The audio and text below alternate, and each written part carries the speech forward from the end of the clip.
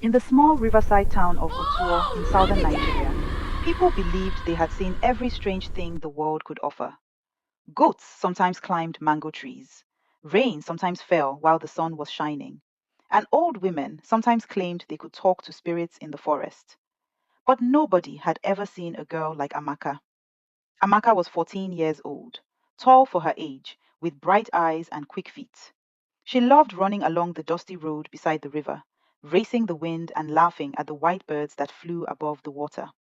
She also had a problem she could not control. Amaka would not stop farting. The first time it happened, she was sitting in class at community junior school. Her teacher, Mr. Bello, was explaining how yam grows under the soil. Suddenly, a loud sound burst from Amaka's chair. Prut! The whole class froze. Then the smell arrived like a wicked ghost. Children jumped up shouting. One boy ran to the window. Someone yelled, "Ah, who died here?" Amaka turned red as pepper. "I am sorry," she whispered. But 2 seconds later, another one escaped. Prup! The class exploded with laughter. Mr. Bellew dropped his chalk. "Amaka," he cried, waving his book in front of his nose. "Go outside now. Go and bring fresh air with you." From that day, the problem never stopped. At home, her mother burned sweet-smelling leaves and prayed loudly. Her father opened every window and fanned the room with an old newspaper. Still, the sounds kept coming. Small ones, big ones, sneaky ones that slipped out when she tried to sit quietly. Soon, the town began to talk. Some people said Amaka was cursed. Others believed a playful forest spirit had hidden inside her belly. Children started calling her Wind Girl. Amaka hated the name, but deep inside, she also noticed something strange. Whenever danger came near, her stomach began to shake. The stronger the danger, the louder the sound. One afternoon, a black snake slid across the path toward two small boys. Before Amaka could even shout, her stomach roared. Brap! The noise was so powerful that the snake lifted its head in shock and rushed away into the grass. The boys stared at Amaka. "You saved us," one whispered. That night, Amaka lay awake under the buzzing net above her bed. She remembered the snake, the timing, the strange warning in her belly. Slowly, a brave idea grew in her mind. Maybe this problem was not only a shame, maybe it was also a power. If her stomach could warn people about danger, then maybe she could protect the town. But outside her window, the night wind moved softly through the trees, and far away in the dark forest, something unseen was already moving slowly toward Otuo. And for the first time in her life, Amaka's stomach rumbled, not with a small sound, but with a deep, rolling thunder that shook her bed. She sat up slowly. "Oh no," she whispered, because this one sounded very big, very dangerous, and somehow she knew the trouble was coming for her town, and she was the only one who could stop it. But first, she had to survive the morning at school again with the unstoppable wind. Mama, can your bell they make noise like talking drum, oh? Mama, something bad they come this town. Bad? How bad? I don't know, but my bell know. The next morning, the sun rose slowly over Otuo. The river looked calm, and women were already washing clothes by the water. Roosters crowed. Goats wandered across the road like lazy kings. Everything looked peaceful, but Amaka did not feel peaceful inside. Her stomach was rumbling again. Not the small, silly kind that made people laugh. This one rolled slowly, like thunder hiding inside clouds. Hmm, her mother said while frying akara in the kitchen. "Amaka, your stomach is making noise like a talking drum." Amaka looked worried. "Mama, something bad is coming to the town." Her mother paused. "Bad how?" "I don't know," Amaka said quietly, "but my stomach knows." Just then, prrrp, the windows shook slightly. Her father, who was tying his sandals, jumped. "Ha! Amaka, that one sounded like a motorcycle." Amaka didn't laugh. She only held her stomach. By the time she reached school, the usual teasing had already started. "Wind girl is here," one boy shouted. Another girl covered her nose dramatically. "Please, sit far away." Amaka ignored them and took her seat near the back. Mr. Bello began the lesson about rivers and fishing boats, but Amaka could not focus. Her stomach kept twisting. Then suddenly, brap! The desk vibrated. Students screamed and rushed toward the windows again. Amaka, Mr. Bello shouted. Outside! Amaka ran out of the classroom, embarrassed.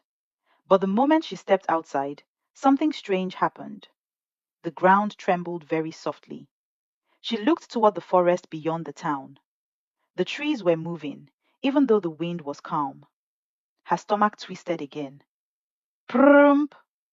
The sound echoed across the schoolyard. Then she heard it, a deep growl. Not a dog, not a goat, something bigger. From the forest edge, a massive bush pig burst out of the trees. Its tusks were long and sharp, and its eyes looked wild with anger. Behind it, two smaller ones followed, tearing through bushes and knocking down plants. Bush pigs, a farmer shouted from the road. Run! Children screamed and scattered across the schoolyard. The huge animal charged straight toward the open gate. Amaka froze. Her stomach began to rumble like a drum at a festival. The bush pig rushed closer, kicking up dust. Its hooves pounded the ground like thunder. Then Amaka remembered the snake, the warning, the strange power. She stepped forward. My stomach, please help, she whispered. The animal was almost at the gate. Her stomach twisted harder than ever before. Then, the sound exploded like a drum in a quiet valley.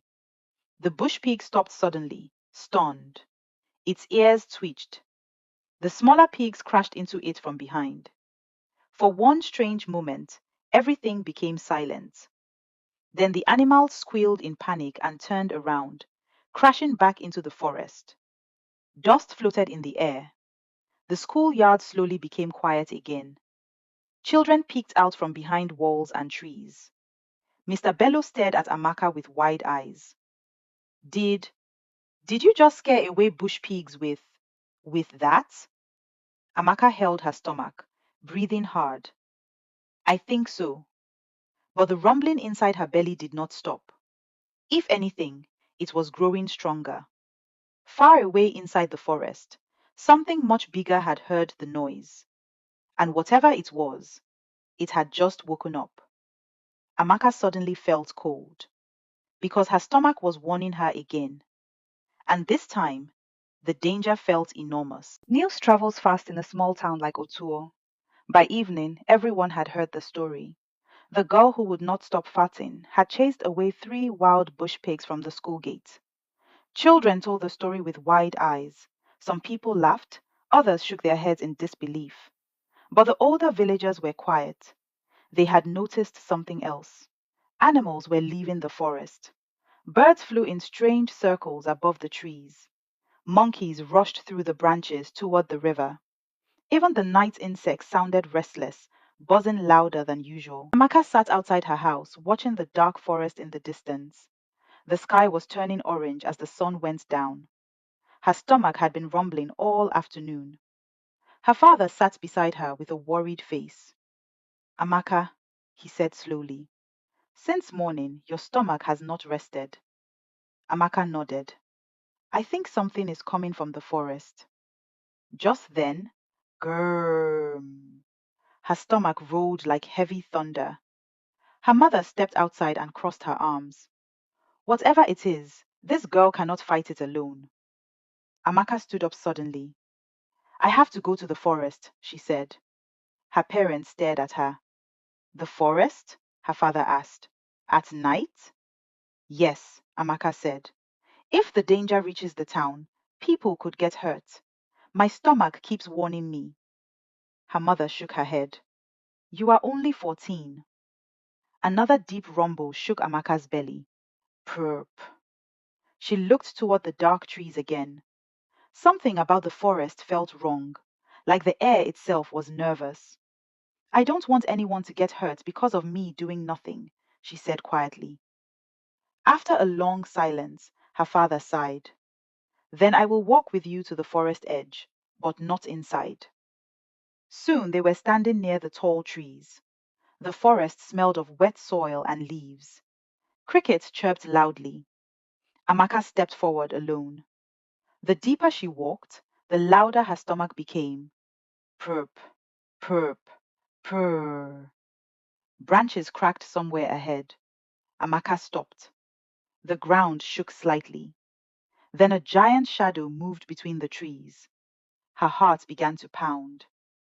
Out of the darkness stepped a massive forest buffalo. Its body was huge and powerful, its horns wide like curved knives. The animal looked angry, breathing heavily, stamping its hooves into the ground. Amaka realized something quickly. The animals were not attacking the town for food. They were running away from something deeper in the forest. The buffalo snorted and lowered its head, ready to charge. Amaka's stomach twisted violently. She could barely stand straight. No, not yet, she whispered. The buffalo charged. The ground thundered beneath its hooves. Amaka closed her eyes. Her stomach exploded with the loudest sound she had ever made. The echo flew through the forest like a drumbeat across the hills. Birds burst out of the trees. Leaves shook. The buffalo stopped suddenly, confused and frightened. For a moment, it stared at Amaka. Then it turned and ran deeper into the forest, crashing through bushes. Amaka dropped to her knees, breathing heavily, but her stomach was still rumbling, even louder now. And then she heard it, a slow movement behind the trees. Something huge, something that made the ground tremble with every step. Amaka slowly stood up, fear crawling through her chest, because whatever the buffalo had been running from was now walking toward her, and her stomach had not finished warning her yet. The forest became very quiet. Even the crickets stopped singing. Amaka stood alone between the tall trees, her heart beating so loudly she could hear it in her ears. The ground trembled again, slowly, like heavy footsteps pressing deep into the earth. Thump, thump, thump. Her stomach twisted painfully. Prrrr. From the darkness ahead, the trees began to shake. Branches snapped, leaves rained down to the forest floor. Then it appeared. A giant forest elephant stepped into the small clearing. Its gray skin looked dusty and rough. One of its long tusks was broken, and its eyes burned with fear and anger. Behind it, broken branches showed the path it had forced through the forest. Amaka gasped softly. She had seen elephants before, but never this close, and never one that looked so wild. The animal raised its trunk and gave a deep trumpet that shook the night air. The elephant was not just passing through. It was running from something, just like the other animals. But now it had reached the edge of the forest. If it kept going, it would crash straight into the town of Otuo. Houses would break, people could be hurt. Amaka's stomach rumbled louder than ever before. Grrrm! She understood the warning now. Her strange power had been pushing the animals away from the town all day. But this elephant was too big, too scared, too strong. It might not turn back. The elephant stepped closer, shaking the ground. Amaka's legs trembled. She felt tears in her eyes. I'm scared, she whispered. Another rumble rolled through her stomach, but this time she knew what it meant. Her power was not only about small warnings, it needed one final blast, a huge one, maybe the biggest one ever. But her stomach already hurt badly. She knew something inside her body was reaching its limit. Still, she looked toward the town lights glowing faintly in the distance. Her family was there, her friends, everyone who laughed at her, and everyone who loved her too. Amaka wiped her eyes. Okay, she said softly to her stomach. Let's do it. The elephant lifted its trunk again and started to charge. The ground thundered. Amaka stood her ground. Her stomach twisted harder than it ever had before. Pain shot through her belly. The pressure built like a storm trapped inside her body. Then she released it. Brrrah! The sound exploded through the forest like thunder from the sky. Trees shook, birds flew into the air. The elephant froze in the middle of its charge, eyes wide with shock. For one long second, the world held its breath. Then the giant animal turned around slowly and ran back into the forest, far away from the town. The ground stopped shaking. The forest became quiet again. Amaka smiled weakly. I did it, she whispered.